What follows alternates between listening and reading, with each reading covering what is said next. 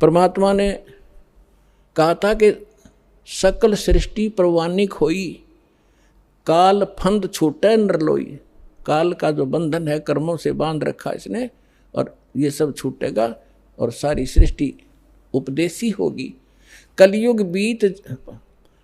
बीते 5500 पाचा। धर्मदास जी से कहा था कि कलयुग बीते 5500 पाचा, तब ये वचन मेरा होगा सच्चा। आज से 600 वर्ष पहले मालिक ने ये कहा था कि पूरा विश्व मेरी भक्ति करा करेगा कबीर की, और सभी उस सतलोक के परमेश्वर के उस परम पद के जानकार होंगे, सबको ज्ञान हो जाएगा उस परम पुरुष के उस पद का, जो गीता अध्याय नंबर 18 के श्लोक नंबर 62 में कहा कि अर्जुन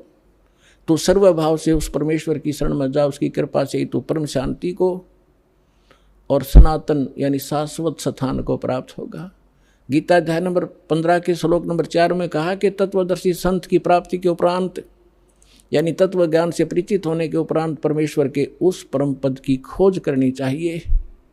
जहाँ जाने के बाद साधक फिर लौटकर कभी संसार में नहीं आते। और जिस परमेश्वर ने सब ब्रह्मांडों की रचना की है, अपने विषय में गीता ज्ञानदाता कहता दूसरे अध्याय के 12वें श्लोक में, चौथे अध्याय के 5 और 9 श्लोक में,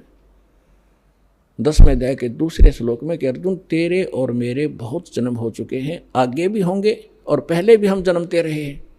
इसलिए वो कहता अर्जुन तू सर्वभाव से उस परमेश्वर की शरण में जा, जिसकी कृपा से तू परम शांति को सनातन परम धाम को प्राप्त होगा। तो यहाँ बता रहे हैं परमेश्वर कि कलयुग बीत जावे जब एता 5500 वर्ष 5 वर्ष, और तब सकल प्राणी उस परम पुरुष के परम पद चेता,